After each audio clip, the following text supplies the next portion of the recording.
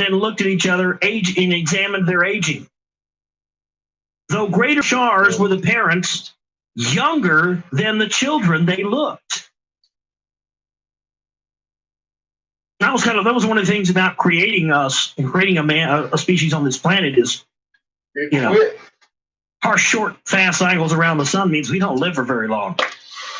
Maybe that means we should get off of this planet and go somewhere else where. Yeah, I still got more to do. I don't know, crazy idea, huh? They're probably going to go and not let us go with them. This will be a short. Let them go. Fuck them. Why not? The two sons looked old and bearded, and Arshak, once a beauty, was bent and wrinkled. All 5 of them were filled with tears. Tears of joy and sorrow tears were mingled. In sky ships, the guests and their hosts were taken to the Eden. In a prepared place beside Unki, the sky ships landed. All the Anunnaki that on Earth had stayed as an honor guard were standing. Hail and welcome, hail and welcome. In unison to Anu and Antu, they were shouting. Then, in a procession, singing and playing music, the Anunnaki in the house of Anu accompanied their guests. In the house of Anu, Anu was washed and rested. He was then perfumed and clothed.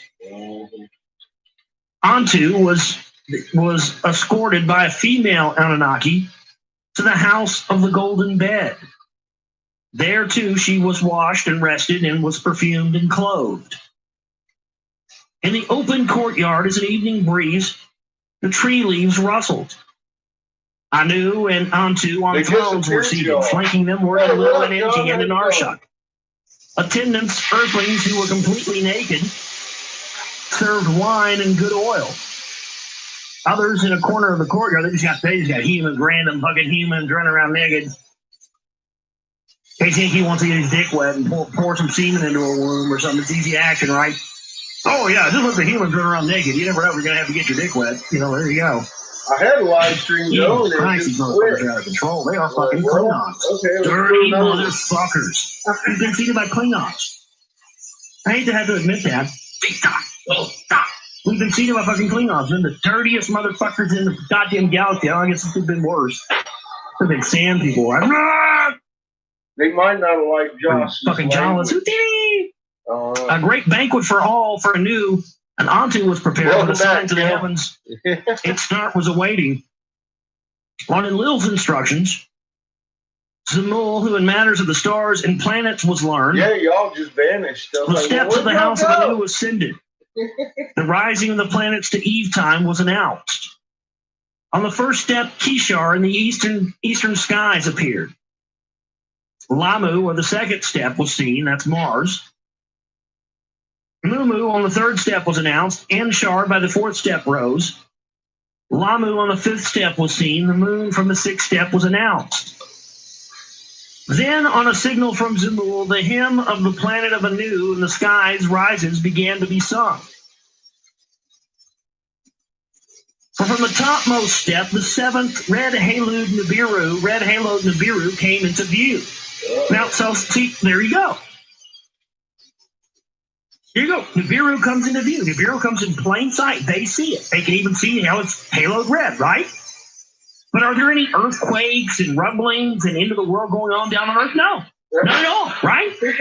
But yet Nibiru is visible from the planet. But there's no catastrophes going on. Everything's great. They're coming down, Anu and Antu, who we haven't seen for a period of time, are able to come down because why? Because Nibiru has come into view and it's close to the planet Earth, right?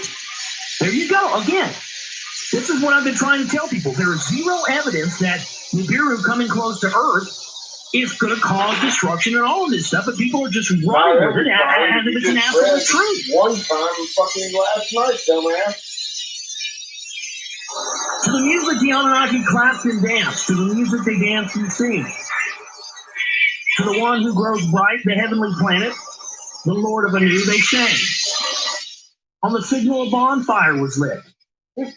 Seen from place to place where the bonfire started. After the night was over, the whole land of Eden was lit with bonfires. I think they're having a fucking Burning Man throw down here. After a meal of bull meat and ram meat, of fish and fowl with wine and beer, they're fucking throwing down, dude. Look at this shit. I mean, seriously. They just said that the red-tailed Nibiru came into view, they can see it from Earth, and these motherfuckers are having a buffet, and they're having wine, and they're getting fucking crunk as hell. Keep reading.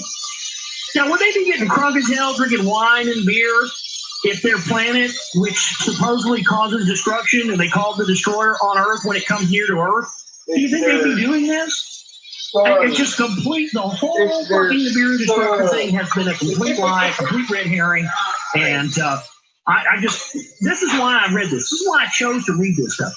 Not because I believe Zachariah Fitchen or I'm a fan of him or anything else, but because I knew if we actually read this stuff for ourselves and read this in the court of public opinion on a radio show, that we would come to a lot more truth than the thing we've been being told just to accept, oh, yeah, blah, blah, blah, this, that, and the other, yeah, the bureau this. But, I'm glad that we got into this and we're able to find this out for ourselves now. I feel so much better about myself and about the things that I say and the stuff that I put out on the show when we do stuff like this, Gino, because I know in my gut that that's been a red herring for the longest time. But I mean, to me, this is just absolute proof. It's just hard for me to deny that. For several Earth days and nights, Anu and Antu slept. On the sixth day, his two sons and daughter Anu summoned. Of what had transpired on Earth, he heard their accounts. Of the peace and the warfare he learned. Of how the Earthlings, by the oath of Enlil to be wiped off, had again proliferated, Anu had heard. Of the gold discovery in the land beyond the oceans and the chariots placed there, Enlil to him revealed. It was then that of the dream and of the tablet of Galzu, Enki told his father. By that, Anu was greatly puzzled.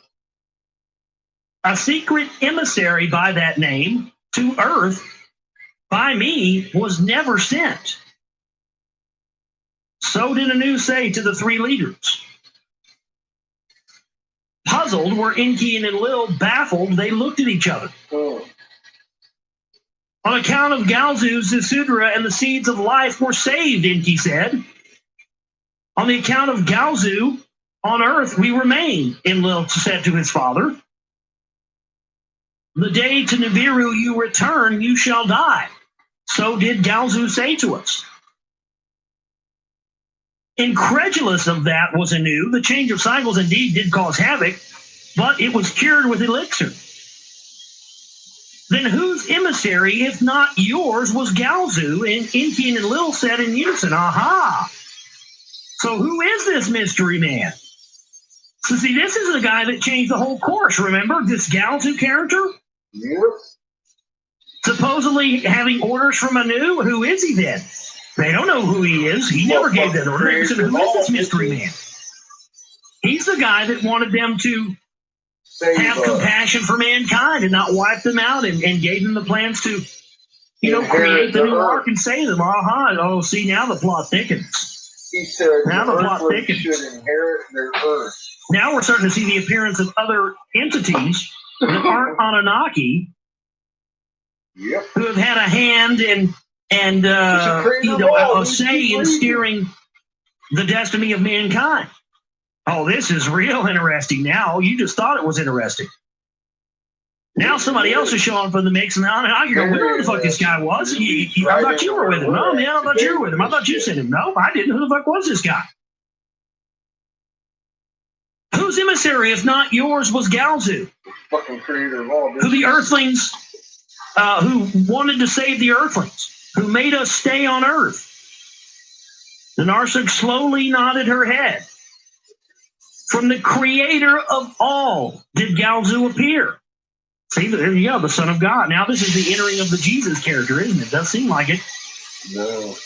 So that explains what we have. This is very interesting. See, somebody else is showing up, and it's not Anunnaki, and this person, and we don't really have any real explanations for that, do we? Now the plot thickens as it always does. We got to find out who this mystery Galzu character is. By the time I get up tomorrow, I'll have 20 emails in my box going, Galzu is this person, Galzu is this, hold on. which is fine. I'm cool with that, but still. Keep reading, Josh. He's creator of all. Dude. Was the creation of earthlings also destined? Of that, I must wonder. Another appearance, too. For a while, the four of them were silent. Each one's past events in his heart recounted. Here's two. While fate's we decreed, the hand of destiny every step directed. So Anu did say, the will of the creator of all is clear to see. On earth and for earthlings, only emissaries are we. The earth belongs to the earthlings. It does. To preserve and advance them, we were intended. If that is our mission here, let us accordingly act, so Enki did say. The great Anunnaki who decreed the fates councils exchanged regarding the land. To create civilized regions, the great Anunnaki decided to therein provide mankind with knowledge. Here we go. I mean, is this what like? Because what I'm thinking here is that because a lot of people think that the Anunnaki and the Nephilim are the same thing. The more and more I'm finding out is that the Nephilim were not necessarily the same as the Anunnaki, but yet people in the research community always try to put those together as they're the same thing, and I don't think they are. And this right here the great Anunnaki decided to provide mankind with knowledge. This is when the first secret society was set up, the Brotherhood of the Serpent, the Brotherhood of the Snake. Yep. And after that, some entity, which was involved in the first priesthood in Sumer and Akkadian and Babylon, and then after that, Egypt. But somewhere in there, that's when somebody decided, oh, wait, we're better off keeping this information to ourselves and only letting the people have little bits, which is exactly what they did and how they basically took over power and started controlling us all. When that was never the goal of mankind, of the Anunnaki with mankind. Yep. They could have enslaved us and done anything they wanted to with us, but in the end, it's starting to appear that they're still here. I mean, just more and more, this whole thing's based on a lie. I don't know. So the people who are actually enslaving us are doing it on this divine right to rule, based on the fact that they're claiming that they are, they're still here, kin to these royal Anunnaki bloodlines. When in reality, they're lying. Just because they're blood related to these people doesn't mean that that's what the Anunnaki intended for mankind to be. In fact, here we're reading that's not what they intended. So it very well could be this idea that these extraterrestrials, I think that may have been something maybe that's propagated. Maybe that's a lie. Maybe mankind isn't actually taking orders from these extraterrestrials. Maybe that's been their scapegoat, their other red herring. Maybe they put that out there to make us believe that, when you get past the Bilderberg group and you get past the bankers and you get past the Jews and you get past the Jesuits and you get past the Knights of Malta and all this stuff and the Crown and the Vatican, that obviously the next idea is that, it's got to be forces outside of this earth that are controlling it. Well, but maybe it is that, but what if it's not the Anunnaki as many people believe? It is. What if these are demonic entities or other entities or something like that? Or what if the whole thing's a lie? It's very easy to blame it on some god or some alien or something like that than it is to have people believe that actually the source of our power lies in the people that are actually here on earth. Who are using this phony lie of the divine right to rule as their excuse to be in power. Cities of man were to be established. Therein, sacred precincts and abodes for the Anunnaki were to be created. They're still fucking here. Kingship, as on Nibiru, was established on earth. Crown and scepter to a chosen man were given. Well, there you go. See that, and then you read that, and then it makes it hard to say what I just said a minute ago, doesn't it? See, I don't know. I mean, fuck. It's funny as shit. It's a little bit of both, because right there, they're saying they gave them the crown and scepter and put them in charge, and the crown and scepter is what the crown used to this day. Solomon had that Solomon symbol, so, okay, maybe I take back everything I just said a minute ago. Maybe these fuckers are the ones that put the people in charge. Maybe they still are running things. I was going to ask what Quake, The people in the bloodlines who are charged I've been over here blowing my glass off. bastardized this stuff into a control method for evil when it wasn't originally intended for that.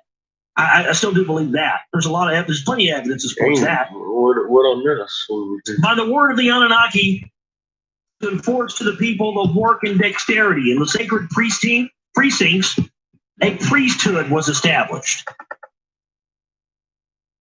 To establish the Anunnaki as lofty lords to serve and worship. There you go. They set up the priest class so that the Anunnaki would be served and worshiped. Well, no, I take back everything I just said. There you go. Yeah, they set this whole thing up.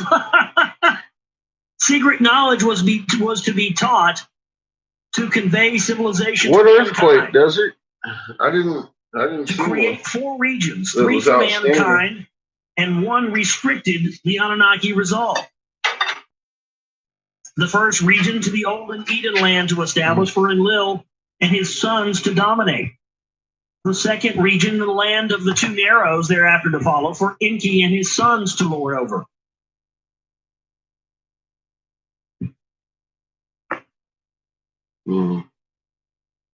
Mom's letting off on the induction. There might be some soon anyway. I just lost my place. Maybe I just haven't refreshed or something. I don't know.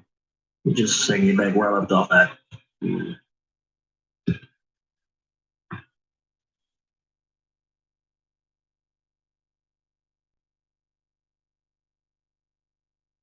No. Oh, where'd I go?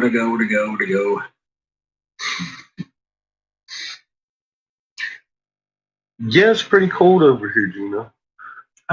It's snowing. Region, I was just going to take you all out and show you the snow when I go upstairs. The 4th region from the Anunnaki alone consecrated was on the peninsula of the place of the chariots. So that's the 400 regions they built. So we're going to be leaving off. Now this is the account of a news journey to the lands beyond the ocean. 272 is where we're leaving off there.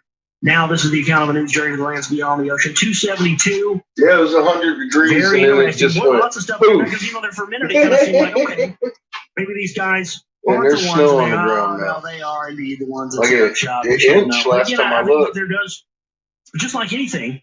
How's that old expression go? The road to hell is paved with good intentions. I can't say I've seen snow here this early. It's very true there. It does seem like there was some. I'm sure it has been before. I haven't lived here forever. With us being so much, but it's kind of uncanny. We have eventually chosen. I'd expect this up in the good morning, Polly. I would expect something like that up in the mountains, but not down here. I'm almost to Kansas.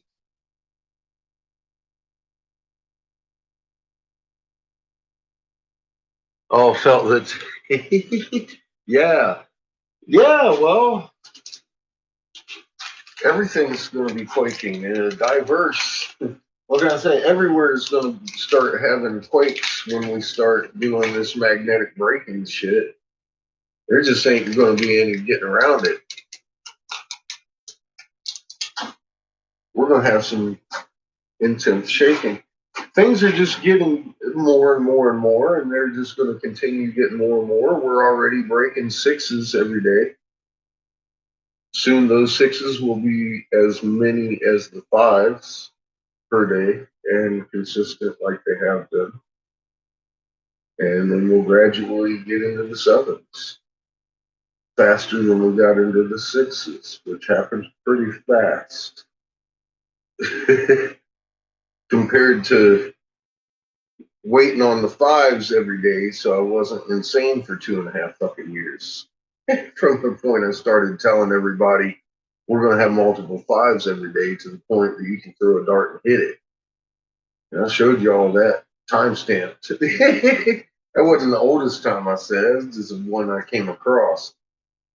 I've been telling people this for a long time, and we are here today. We're here. People are like, when? Now. Right fucking now, we're going through what they would refer to as, I guess, the transition between tribulations and the quickening. So that, my friends, is where we are at.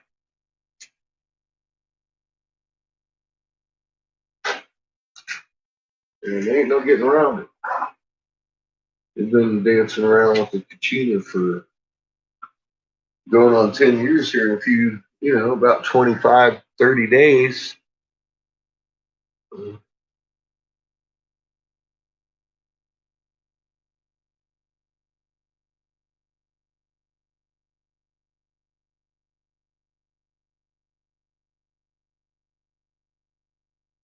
Well, cool. Yeah, I might be.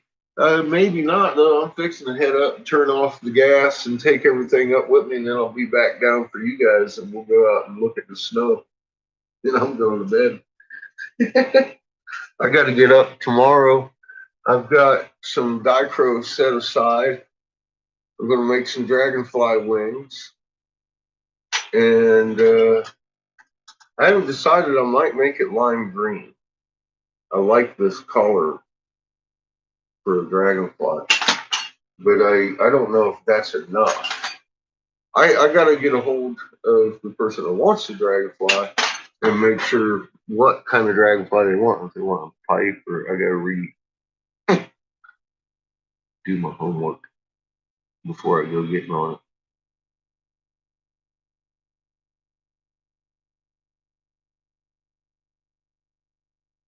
Do what? Who's taking out Michigan? What? Who's he what?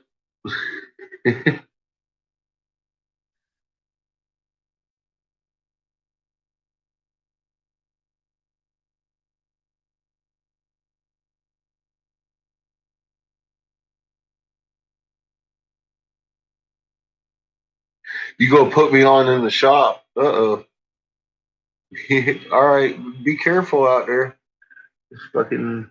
I don't even know what time it is for you. It's 3:28 for me right now at the moment. So I am going to go and turn off my oxygen real quick. I could get my coat on. It's fucking cold out there. And take some of my shit up, my coffee stuff and everything. And then we'll go up there and look at my first snow this year. It's deeper than an inch, I'm sure. It was an inch last time I looked a few hours ago.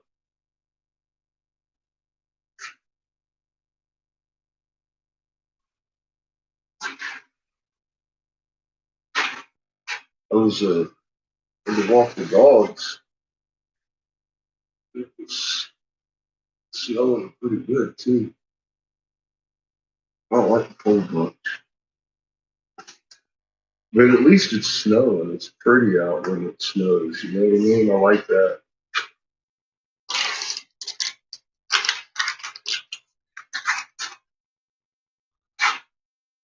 Cheers, guys. My phone, my coffee mug and shit. Back in a minute. Oh, shit. Oh, shit. What am I doing? Good God. To take the route that they took, which ultimately led to widespread death and warfare on their planet. And allegedly, that's why this law of Smokovinky was made. Because it says very explicitly at the beginning of it that this information is supposed to be known to all of mankind so that we don't go the same route that these Anunnaki went down, which is death and destruction and nuclear war and all this other stuff. This would make perfect sense in New York, among many other reasons why this information has been downplayed, has been called disinfo, has been called distractions and everything else, because in it does lie that warning of, look, we've got to change our ways on this planet, otherwise we're going to go the same route they did. Now this is the account of Anu's journey to the lands beyond the oceans and how in the first region for the Anunnaki cities were reestablished. Having the decision about the four regions and mankind's civilizations, Anu inquired about his grandson, Marduk. I must see him again. Anu said to the leaders, Whether by Dumuzi or by Ningazita inviting to the Nibiru, Marduk's ire I myself have caused. So Anu did wonder if he should reconsider the punishment of Marduk. When to the lands beyond the oceans you journey, Marduk will be told to meet you. The land where he roams in those parts of the earth it is, so Enlil did say to Anu. Before the distant lands the royal couple went, the Eden and its lands Anu and Atu surveyed. Eridu and Nibiru Key they visited, where the cities of the first region were planned they saw. In Eridu, Enlil complained about Enki. The MEs, which I believe are mitochondrial extraction formulas, is keeping them to him. Enki is keeping to himself. Anu on the seat of honor, seated, said words of praise to Enki. My son for himself has built a magnificent house. It is raised beautifully on a platform. To the people that the house surrounds and serve, Enki will give great knowledge. Now, the knowledge that is in the MEs is secreted with no other Anunnaki may be shared. Embarrassed was Enki to share with all the divine formulas to Anu he promised. In the ensuing days, in skyships traveling, Anu and Atu surveyed the other regions.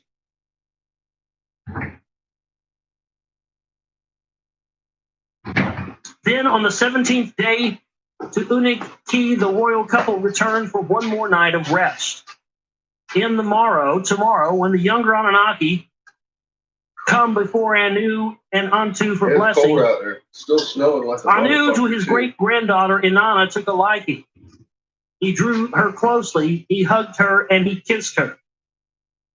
Let all my words heed to the congregation, he announced. This place, after we leave, to Inanna as a dowry is given. Let the skyship in which we shall bring the earth but I wouldn't be my present to Inanna. Joyed, Inanna began to dance and sing. Her praises of Anu as hymns in times to come were chanted. Therefore, bidding farewell to the Anunnaki for the lands beyond the ocean, Anu and Antu departed. Enlil and Enki, Ninurta and Ishkar with them to the Golden Land went.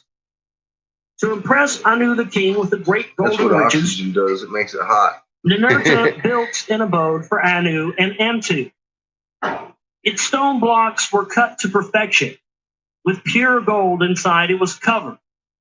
A golden enclosure with flowers of carnelian stones were carved, and the royal couple awaited.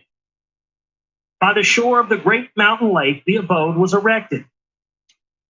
How the gold nuggets are collected, the visitors were shown. There is enough gold here for many shars to come, Anu said, satisfied. To a place nearby, Ninurta to Anu and Antu. We'll continue this upstairs here. Yeah.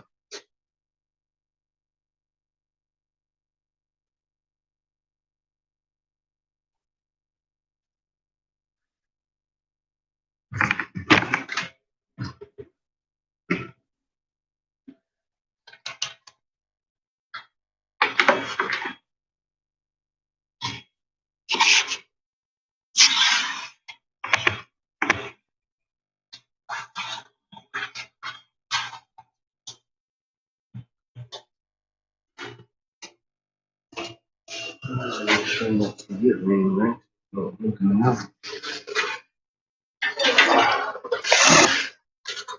Except for y'all, you're the last thing to come out the basement tonight. Shit, fuck. There go my echo. Thank you. My radio wants to come too, apparently. He grabbed a hold of the power cord and said, "No, don't leave me."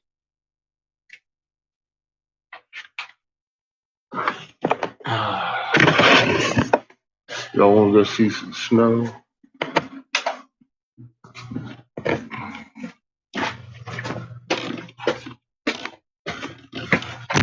And was you asking, do I have a tent and camper? I've got a tent.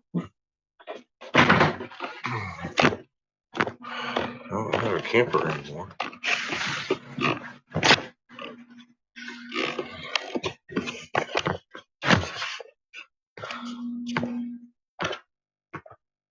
Son and I go camping all the time.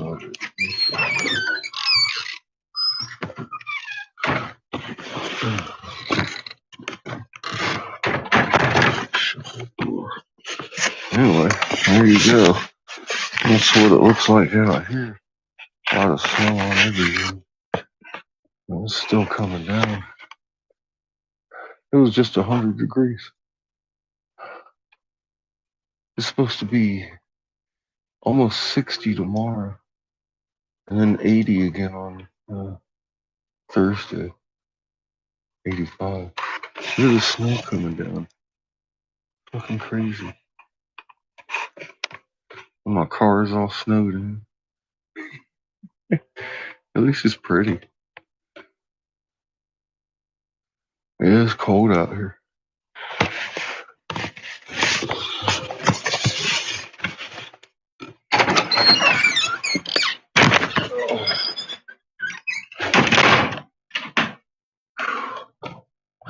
I don't like cold weather much. I could get myself a new light bulb. Mine burned out. I'm using this damn fluorescent tonight. It's like 30-watt bulb or some shit. I don't know. It's about irritating. I can't hardly see a fucking thing, and that's as good as my light gets tonight. Shit happens.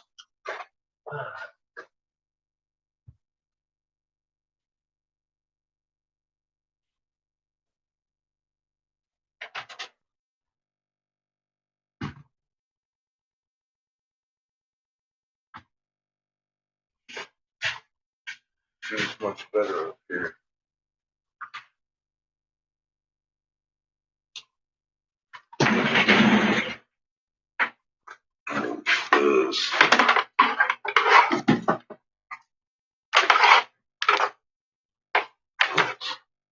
Got that backwards.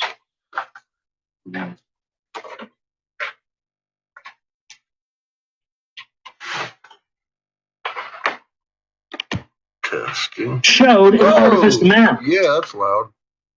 How to build a place for melting and refining metals was made. And they showed them how to extract a new metal from stones. Anunnaki.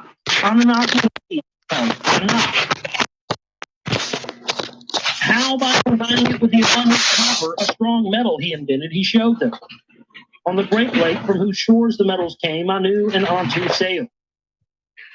The lake of Anu called it, henceforth was its name. Then from lands from the north, lands where the great horned beasts are hunted, Marduk before his father Enki and his grandfather Anu came. Nabu, his son, was with him.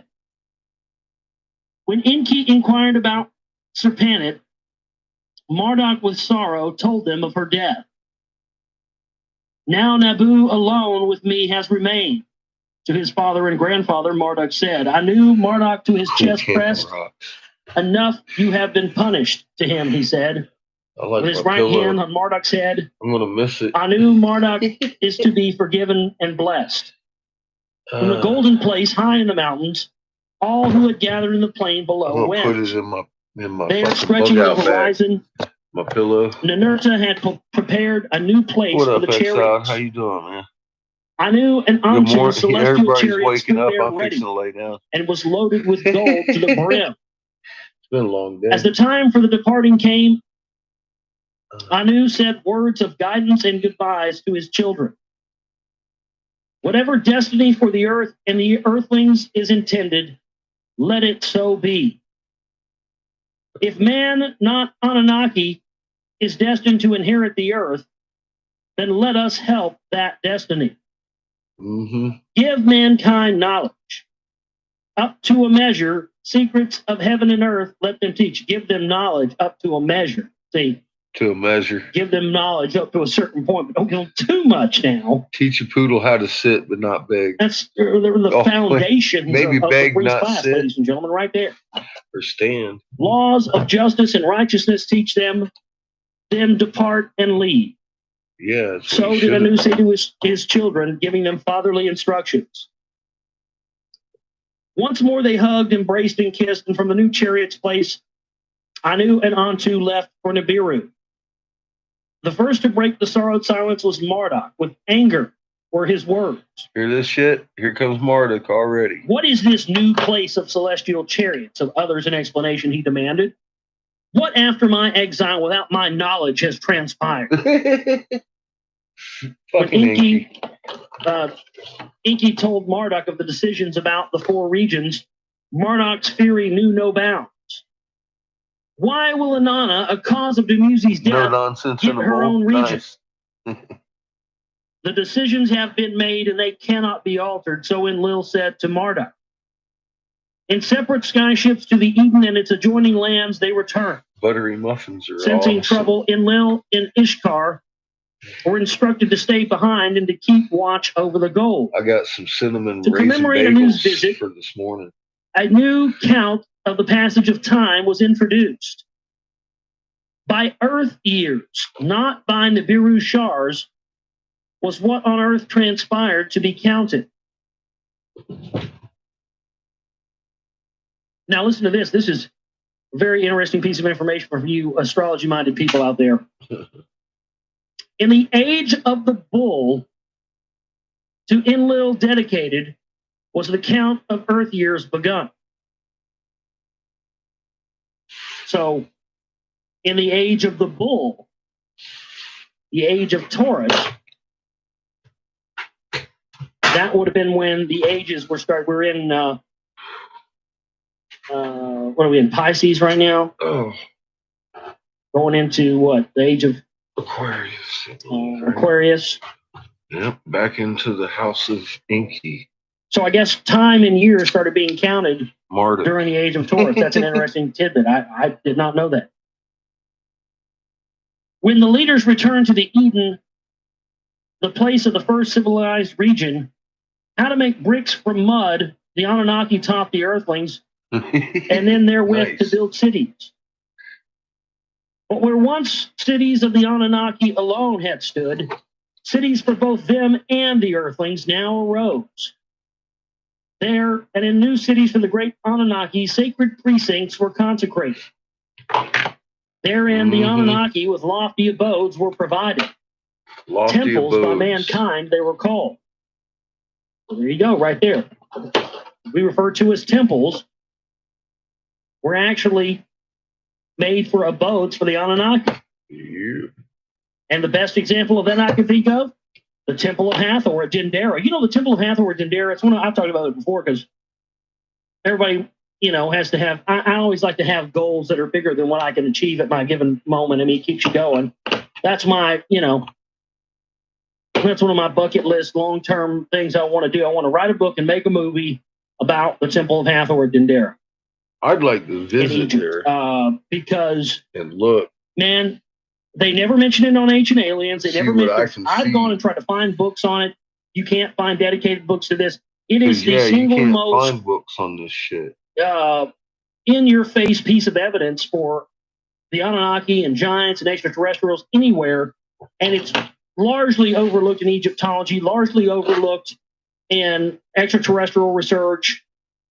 And the reason why is because it's exactly what they describe here, an abode that's made for the Anunnaki. This thing's made to the scale of giants. It's made for giants to walk through. And there's just no way modern people have constructed that thing.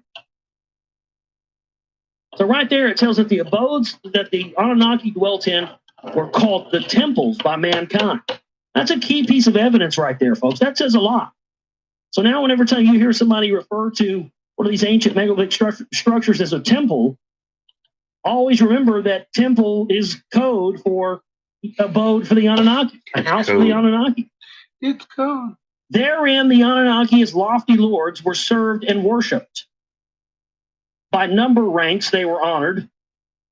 their heirship to mankind made known. So that right there, they're saying that in these days, in the first days of this, I could go with some banana bread and green butter. them being seen shit. As the Ooh, the heirship of mankind, meaning HEIR, mankind being the progeny of these Anunnaki. It was a known thing. Trying to smoke hash over here. Another piece of evidence. It didn't become hidden. I was like, Man is what has made this information hidden. We are the ones who have enslaved our own kind with each restriction of this knowledge. And it seems that the people that wrote these texts were very aware of that being a possibility to happen. I'm going in Monday to get fitted for my partial plate. So the Anu, the heavenly, the rank of 60 held to Enlil the rank of 50. I can get these two pulled. On Ninurta, his foremost son, Enlil bestowed the same rank. So I got to blow as much glass as I can till Monday. Next in succession was the Lord Enki, the rank of 40 he held. That. To Nanar, the son of Enlil and Ninlil, the rank of 30 was assigned. To his son and successor Utu, the rank of 20 was allotted. 10 as a number ranked to the other Anunnaki leader's sons was granted. Ranks by the fives between the female Anunnaki and spouses were shared. When after Eridu and Nibiru Ki and their temple abodes were completed, in Lagash, the Gersu precinct for Ninurta was built. His black sky bird was kept there. I like walnuts. Yeah, bird of prey. In Inu, House of 50 was the temple abode for Ninurta. Myself. And Bao, his spouse, was called. The supreme hunter and the supreme smiter, weapons a gift of Anu. The Inu protected. Where Sipar, before the deluge had been, on top of the mud soil Utu, a new Sipar had been established. In the Ababar, the shining house, an abode for Utu and his spouse Aya was raised. From there, Utu promulgated the laws of justice for mankind. Where, because of silt mud, the olden plans could not be followed, new sites were chosen. Adab, a site from Shurabrak, not distant for Narsag, as a new center was made. The house of Sakor and healing knowledge was her temple abode, therein named. The immies of how the earthlings were fashioned, Narshag kept in his holy shrine. Yeah, the mitochondrial extractions of how they were created. For Dinar, a city with straight streets, canals, and wharves was provided. Urim was its name. House of the Throne Seeds was its temple abode called. The moon's beams to the lands it reflected. Ishkur to the mountain lands of the north returned. The House of Seven Storms, his abode was called. But Inanna I'm tired of fighting with my teeth. Unaki resided in the abode by Anu bequeathed to her. She dwelt. I figure if I Marduk and Nabu dwelt in Eridu. In the Eden, their own abodes. I got plans. They did not have. I know how to make teeth. 277. I'm not sure how to put them on the plate. But once I got a plate, I'll know.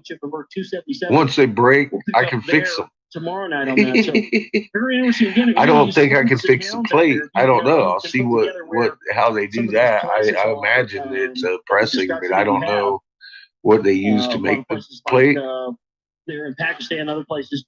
But if you guys identify more of these places they're talking about or have an idea of where this stuff is, I'd be interested to see that. So definitely always email that over to me at globalrealityshow@gmail.com. Oh, Christ, globalrealityshow@gmail.com. 80K and teeth. Don't forget, please make it. Yeah, just pull that shit. We only had a very just pull that shit. Get fucking dentures, dude. That's my suggestion. Don't put no drill holes in your head. They charge money for that shit, and then 15 years later, it's falling out your head, and you can't replace it because it costs you money. You might not have it, and then you're in pain. I'm like, fuck that, man. Just pull them out. I've already had some of these fixed, and then they fell apart. We'll see you next time. I'm like, yeah. Have a great night. Take care. You know, because they was wanting to fix a couple of these in here, and I'm all like, no. He's like, you won't really have anything to anchor them to. I said, I don't give a fuck. take them out of my head. I don't want them fixed. I've already had teeth fixed. It don't last long. Yeah, they will. They'll hit you as much as they can. Yeah, no more toothaches. That's why I was like, just get them out. Get them out of my head. Give me something that I can take out when I'm done eating. I'm not a vain person. I don't give a shit.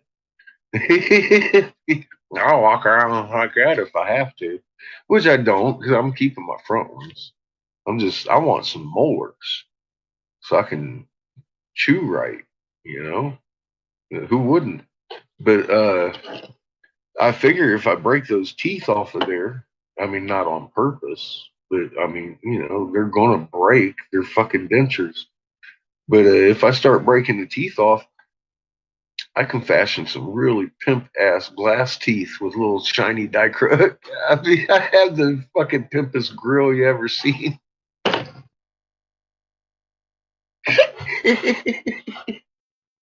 Fucking Pyrex teeth.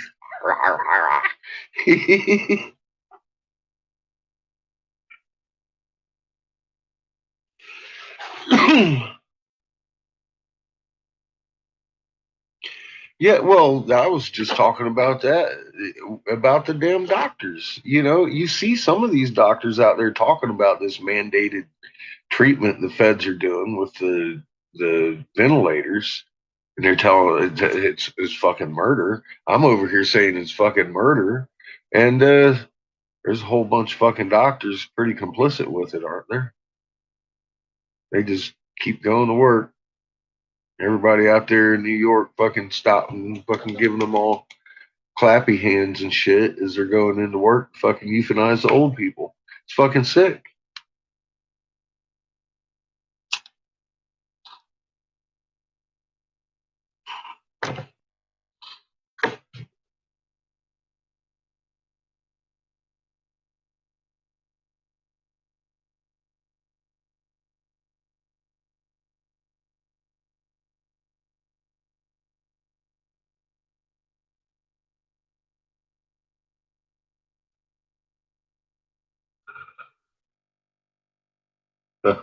Fucking Jaws.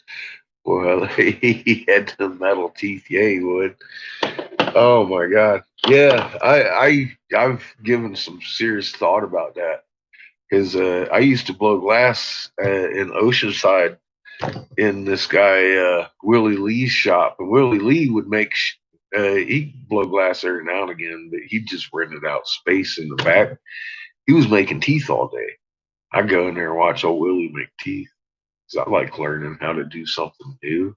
And it looked interesting. It was pretty cool. He's metal casting with kilns and shit, and I thought it was pretty cool. So I learned some shit.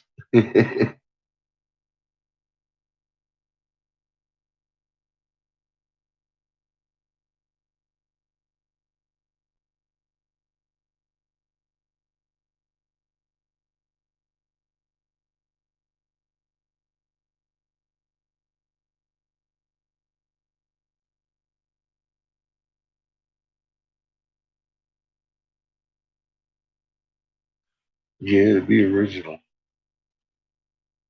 She just bought a house. Yeah, I'd get some rice and bean supplies. Those are pretty cheap. I am a proponent of freaking Dollar Tree. Ain't a damn thing in there over 99 cents.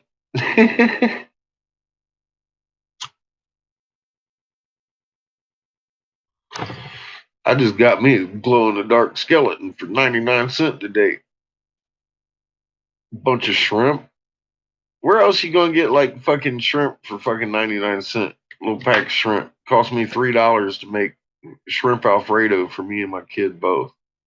Where it cost me $6 if I got the pack of shrimp at somewhere else.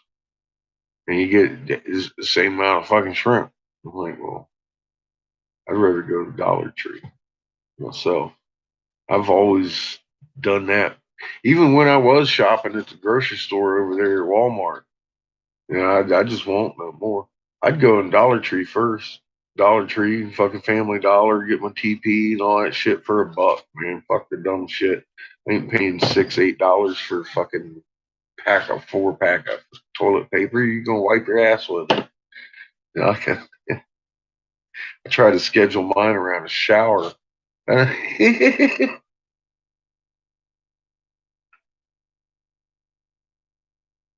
You been there a year?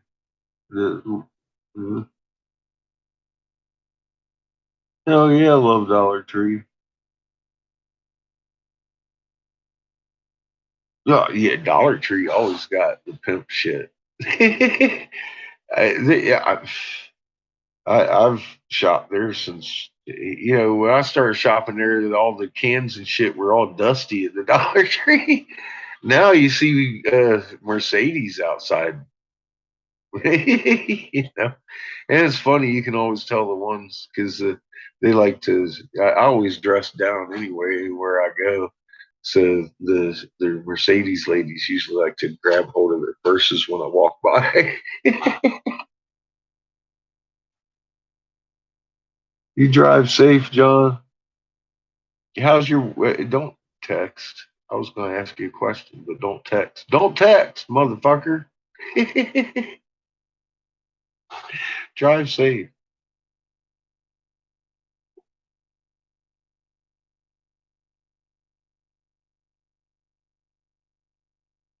I got our Dollar Tree out here got freezers. They got frozen fruits and even got eggs.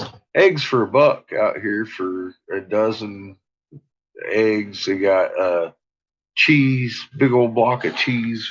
But you got to grate it yourself. Woo! But it costs you $1. I got a cheese grater. I think I bought it at the dollar store for $1.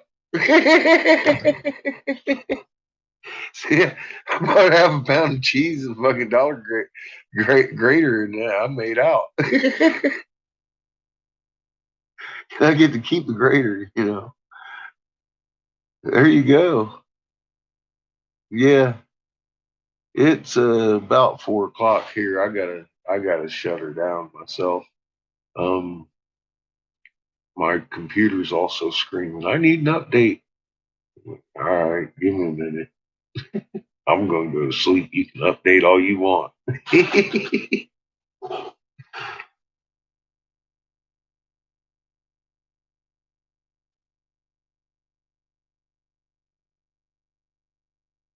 So what you got? 2 kids getting up? Obviously multiple. I only got the one handful. God, if I had 2 to raise at the same time, I'd be fucking losing my hair. Still got my hair. It's turning gray. It's 5 in Arkansas. Yeah, it's about 4 o'clock here now.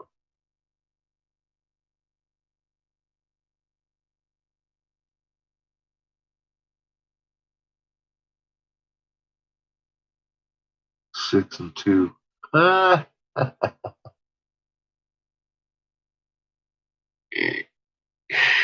Oh yeah. Well, at least they're your grandkids. I mean, you got mom around too. Fuck. 6 and 2. Oh wow. Yeah, that would be a good combination. 4 years apart ain't bad. 6 and 2. That's fun. Six is a fun age. 2 is scary. Was for me. I mean, just starting to learn how to walk and shit and getting around. Oh my god, wobbling and teeter tottering and shit. I was afraid he was going to get any kind of bump on him and somebody was going to throw me in jail. I used to follow my kid around like this. Oh god, don't fall down. I ain't kidding. It was a scary age too.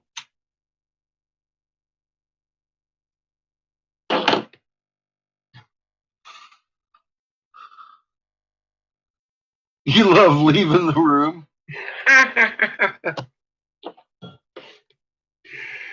Oh boy. I'll tell you what, after I got Seamus back after all that incident, um, it was freaky. We were already entered into parenting classes with EPU and shit, and we were doing the parenting classes. And when we went back, it was definitely obvious that he was having separation anxiety from what had happened. And it was bad. I couldn't even leave the room. He would just freak out. So they helped me deal with that, um,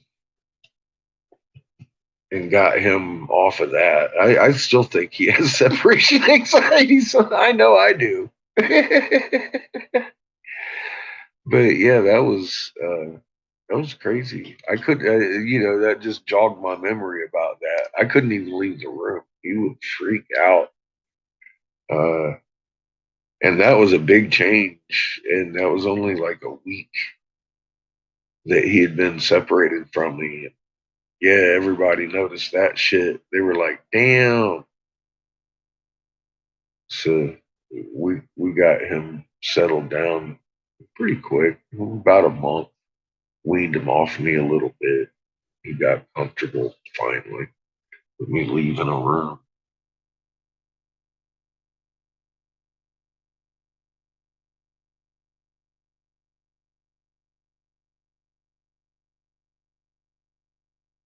Who they might have been in a previous life.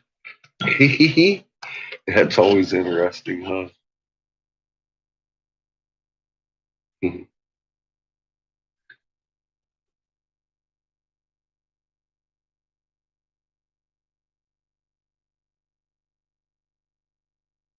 Sit down and shut up.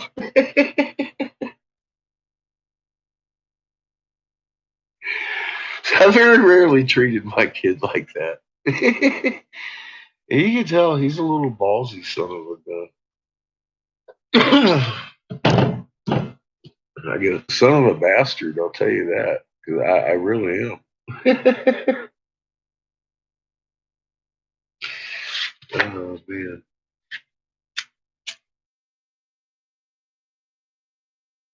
By definition, too.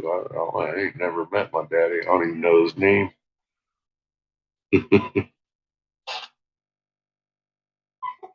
So, anybody seen John Wick, like the movie?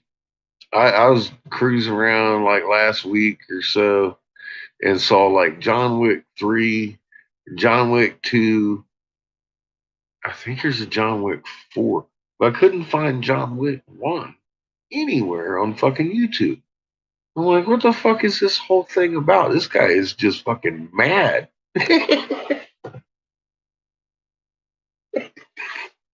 He's rolling through fucking shooting everybody in the head. I'm like, damn, dude. He got bullet holes in him and knives sticking out of him. He's still just fucking. It's Neo. It is fucking Neo. He's boy. I was like, holy shit. Oh my god.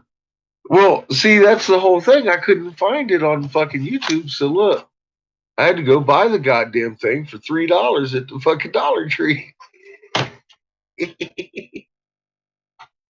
Or at the Family Dollar, not the Dollar Tree. At the Family Dollar.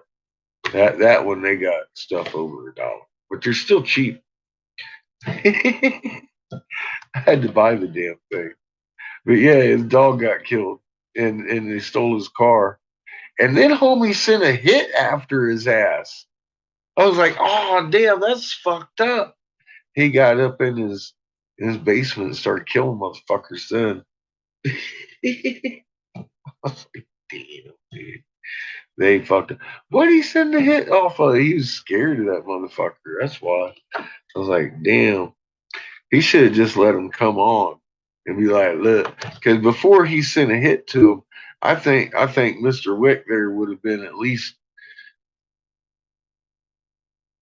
intelligent enough to just settle it for a new puppy or something. I don't know. But yeah, an awful lot of motherfuckers died over a puppy in that one. I was like, dang, that was fucking tough. And then it just keeps going. It just keeps going over a puppy. I thought it was like somebody killed his wife or some shit. No, it was a present from his wife, man. I can imagine if somebody killed his wife. He would have nuked the place.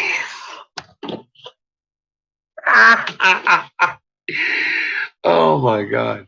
Anyway, yeah, I thought that was a pretty good movie, so I spent $3 on the original. Found out that it was all over a puppy. I was like, holy fuck.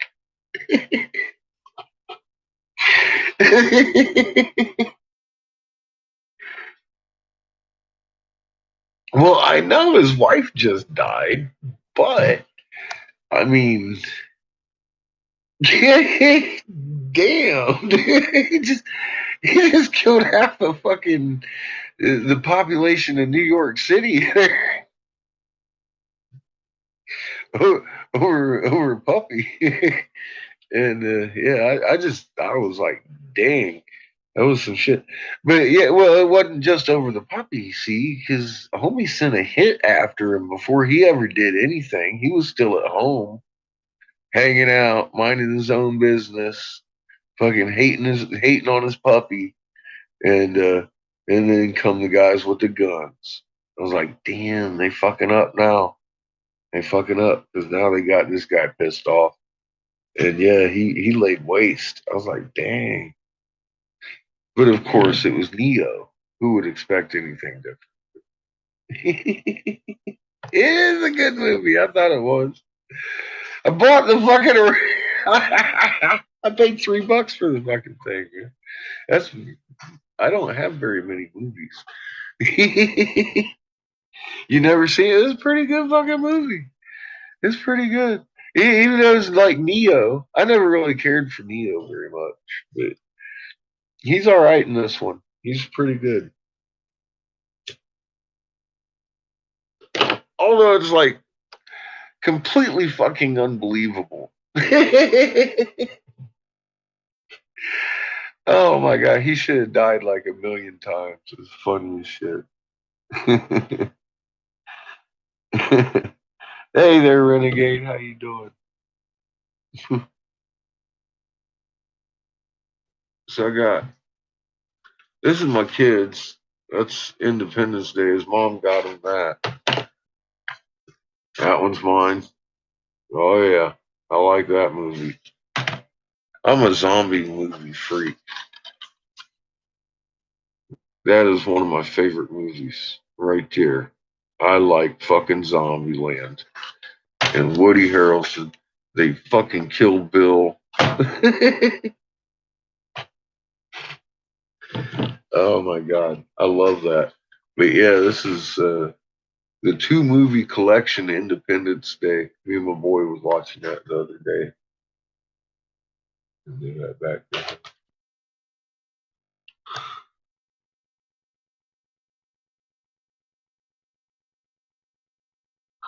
Good old spaghetti westerns. I liked Smokey and the Bandit. That was a good flick. I kind of like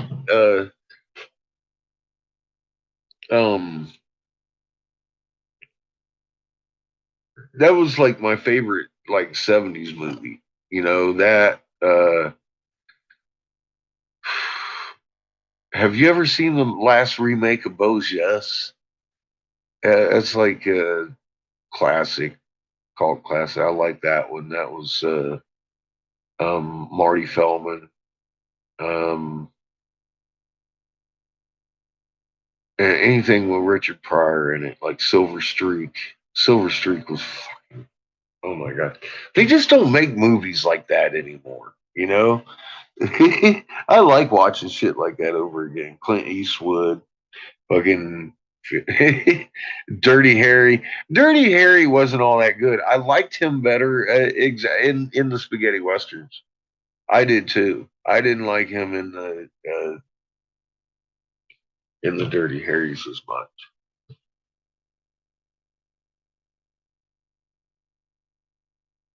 Yeah, Pryor was the shit. So yep, Cannonball Run. Cannonball Run was good. Blazing Saddles was good. Yeah. That was a good shit, Mel Brooks. My name is nobody. Oh man. Yeah. Was it Steve Martin? The Jerk. That was a funny freaking movie. I think that I don't know. I like him in a couple of things, but I mean that's probably my favorite. Is I don't really.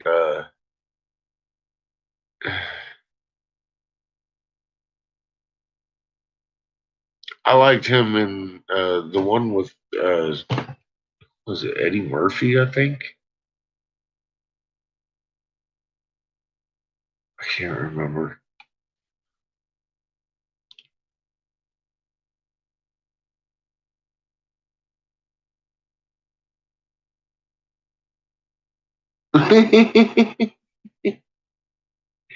Yeah, you watch him as an adult. They're different, huh?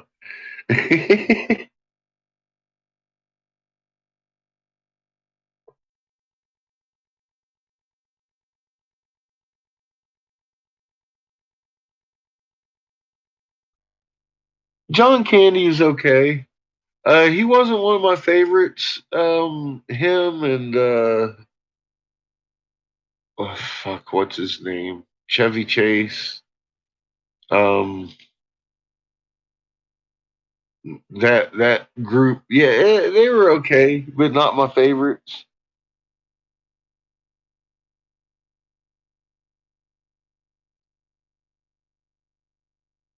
Trains, planes, automobiles. That was Danny DeVito. Oh my god, man, that was a funny movie.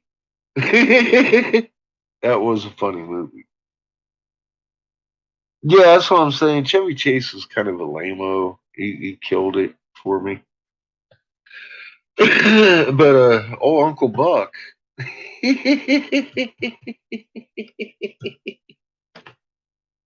Yeah, yeah. John was pretty funny, but he was always in the Chevy Chase movies, so I never really got into him much.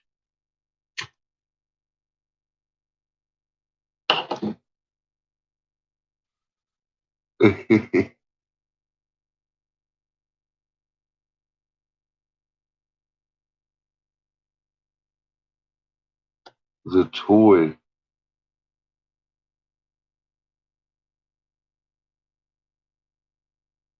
Is that with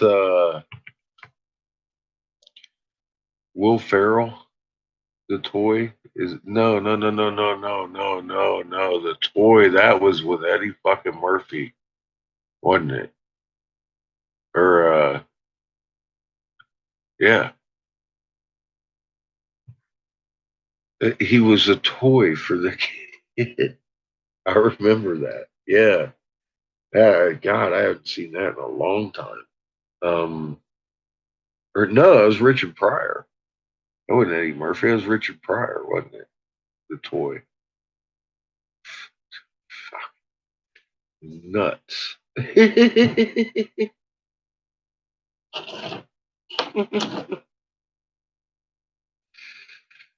Yeah, he's a crazy man.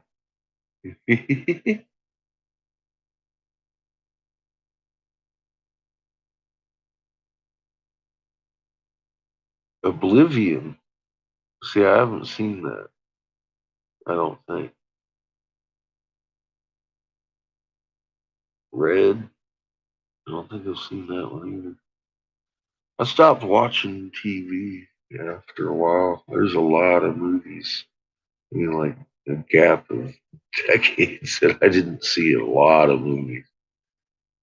So, I kind of dig YouTube thing. I find random shit I haven't seen that's old as fuck, and I hear people talking about it. I'll run into it eventually.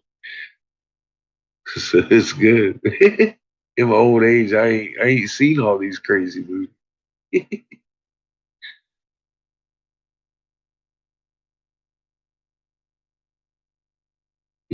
Uncle Buck. Oh my god. See, that was funny.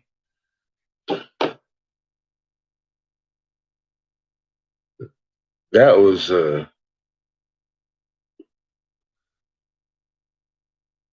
see, I was a busy teenager too, so I didn't see a whole lot. I saw Star Wars. I saw that one when I was a teenager.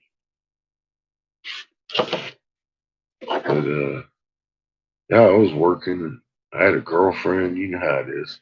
I didn't see a lot of movies back then either. But I saw a few. I saw the good ones. I know who to watch. Me and my cousin sit and watch Richard Pryor. I remember when Eddie Murphy was on Saturday Night Live back in the day. Oh my God, that was. They just don't make Saturday Night Live like that anymore. That shit. I mean, I'd laugh till my belly hurt sitting there watching that shit. I get. I'm all like, yeah. When I'm watching it now, I want to just turn the channel. Fucking stupid.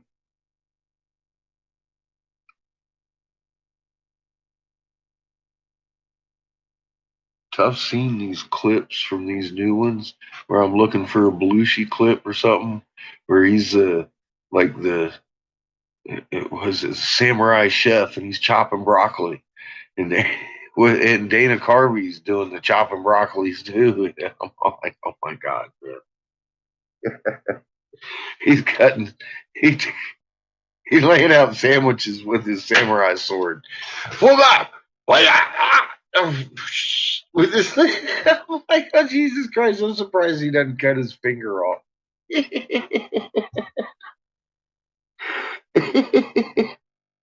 really was. It really was. It was so funny back in the day, but it just isn't anymore. Yeah, Mr. Robinson's Neighborhood. Oh my God, Mr. Landlord. Boys and girls.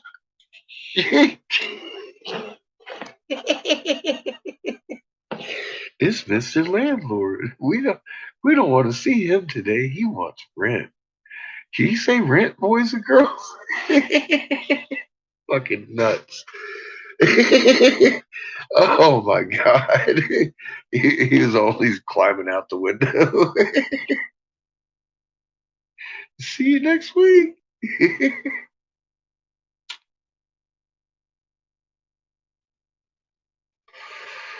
Yeah, that was some man. I remember sitting and scraping bowls, sitting there just fucking on our last little bits of resin with me and my cousin laughing our asses off watching Saturday Night Live, playing video games.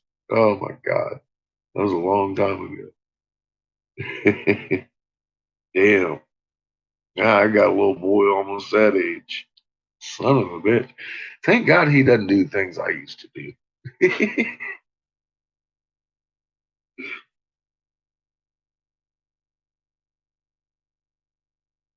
Star Wars.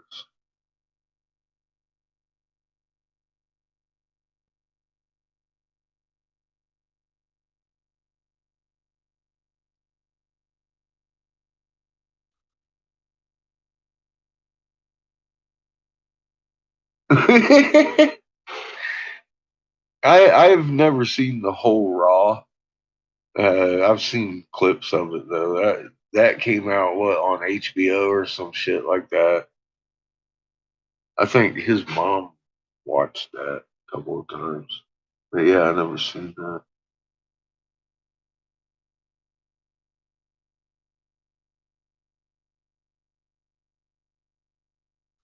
Yeah, Star Wars was pretty awesome. I don't think anybody was ready for that one.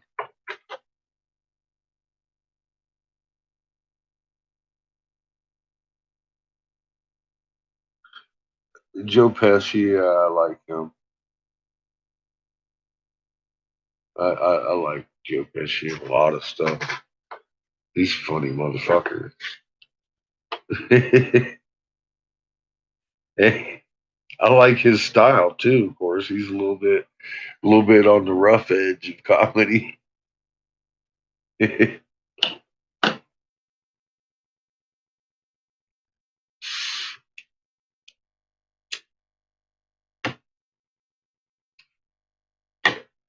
I'm sitting here listening to it snow. It's snowing so hard outside. It's just like ticka ticka ticka ticka. God, I gotta get me some sleep, folks. I gotta write me down a list. I got stuff to do first thing in the morning. Let's do that list first before I go laying down, because I'll forget I got shit to do in the morning. I gotta mail off. I gotta go to the mail while I'm out. Get some milk.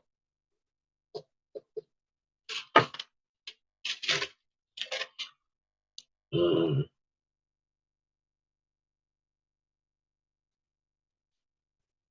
check mail off to. I believe it's going to Arizona. I got mail off my butt plug and my two bubblers. Oh, yeah.